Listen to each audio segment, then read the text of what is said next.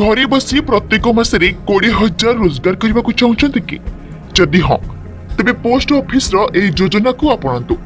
आसंतु जानिबा ए योजना विषय रे। Post office senior citizen scheme ए स्कीम रे 8% रु अधिक सुध निश्चित भाव में उपलब्ध रही एवं प्रति मासरे नियमित आयर मध्य व्यवस्था होता है। सरकार निजे विनियोग उपर सुरक्षा नहीं निश्चित करिसेंती।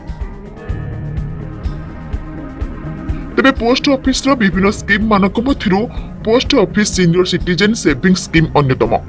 यह विशेषकर वरिष्ठ नागरिकों पई उपलब्ध। ए स्कीम रे निवेश करिले आपण सुध पाइबा सह मासकु 20,000 टंका मध्य रोजगार करि परिबे तापुनी घरे बसी। पीओसीसीएस रो मिलुथबा सुध कथा जदि कहिबा सरकार तरफ 2024 जनवरी 1 रु जो माने निवेश करिसेंती सेमानक पई बम्पर ऑफर जहा 8.2% दर रे सुध ऑफर करा जाउची। रेगुलर इनकम सुरक्षित निवेश एवं टैक्स फ्री स्कीम होची post office senior citizen saving scheme. एथिरे अकाउंट खोलिबा पई प्रथमे आपण सर्वनिम्न 1,000 टंका निवेश करबाको पड़िबो। এই वरिष्ठ नागरिक संचय योजनार सर्वाधिक विनियोग सीमा होची 30 लाख टंका। अवसर परे आर्थिक भावे सुदृढ़ रहिबारे पोस्ट ऑफिस रो स्कीम बहुत सहायता करिबो।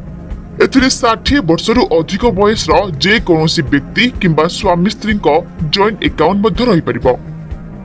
Bureau report Argus digital.